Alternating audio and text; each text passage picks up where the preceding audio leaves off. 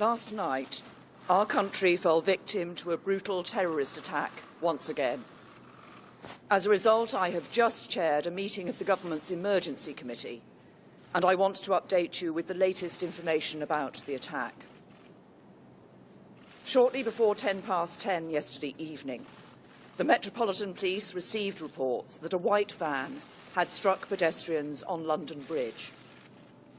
It continued to drive from London Bridge to Borough Market, where 3 terrorists left the van and attacked innocent and unarmed civilians with blades and knives. All 3 were wearing what appeared to be explosive vests, but the police have established that this clothing was fake and worn only to spread panic and fear. As so often in such serious situations, the police responded with great courage and great speed. Armed officers from the Metropolitan Police and the City of London Police arrived at Borough Market within moments and shot and killed the 3 suspects. The terrorists were confronted and shot by armed officers within 8 minutes of the police receiving the first emergency call. 7 people have died as a result of the attack, in addition to the 3 suspects shot dead by the police. 48 people are being treated in several hospitals across London. Many have life-threatening conditions. On behalf of the people of London and on behalf of the whole country, I want to thank and pay tribute to the professionalism and bravery of the police and the emergency services, and the courage of members of the public who defended themselves and others from the attackers.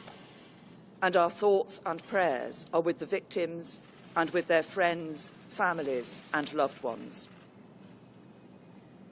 This is, as we all know, the 3rd terrorist attack Britain has experienced in the last 3 months. In March, a similar attack took place just around the corner on Westminster Bridge. 2 weeks ago, the Manchester Arena was attacked by a suicide bomber. And now London has been struck once more. And at the same time, the security and intelligence agencies and police have disrupted 5 credible plots since the Westminster attack in March. In terms of their planning and execution, the recent attacks are not connected. But we believe we are experiencing a new trend in the threat we face, as terrorism breeds terrorism, and perpetrators are inspired to attack, not only on the basis of carefully constructed plots after years of planning and training, and not even as lone attackers radicalised online, but by copying one another and often using the crudest of means of attack. We cannot and must not pretend that things can continue as they are. Things need to change, and they need to change in 4 important ways. First, while the recent attacks are not connected by common networks, they are connected in one important sense. They are bound together by the single evil ideology of Islamist extremism that preaches hatred, sows division, and promotes sectarianism. It is an ideology that claims our Western values of freedom, democracy and human rights are incompatible with the religion of Islam. It is an ideology that is a perversion of Islam and a perversion of the truth. Defeating this ideology is one of the great challenges of our time, but it cannot be defeated through military intervention alone. It will not be defeated through the maintenance of a permanent defensive counter-terrorism operation, however skillful its leaders and practitioners. It will only be defeated when we turn people's minds away from this violence and make them understand that our values, pluralistic British values, are superior to anything offered by the preachers and supporters of hate. Second, we cannot allow this ideology the safe space it needs to breed. Yet that is precisely what the internet and the big companies that provide internet-based services provide.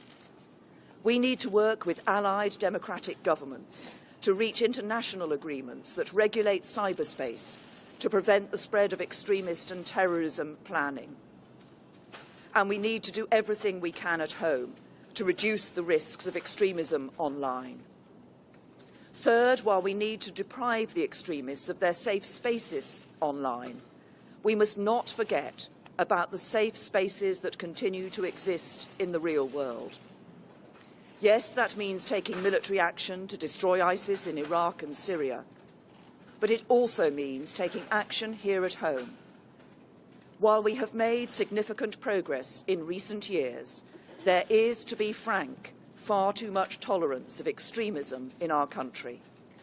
So we need to become far more robust in identifying it and stamping it out across the public sector and across society. That will require some difficult and often embarrassing conversations. But the whole of our country needs to come together to take on this extremism. And we need to live our lives not in a series of separated, segregated communities, but as one truly united kingdom. Fourth, we have a robust counter-terrorism strategy that has proved successful over many years. But as the nature of the threat we face becomes more complex, more fragmented, more hidden, especially online, the strategy needs to keep up. So in light of what we are learning about the changing threat, we need to review Britain's counter-terrorism strategy to make sure the police and security services have all the powers they need. And if we need to increase the length of custodial sentences for terrorism-related offences, even apparently less serious offences, that is what we will do. Since the emergence of the threat from Islamist-inspired terrorism, our country has made significant progress in disrupting plots and protecting the public. But it is time to say enough is enough. Everybody needs to go about their lives as they normally would. Our society should continue to function in accordance with our values. But when it comes to taking on extremism and terrorism, things need to change. As a mark of respect, the two political parties have suspended our national campaigns for today. But violence can never be allowed to disrupt the democratic process. So those campaigns will resume in full tomorrow.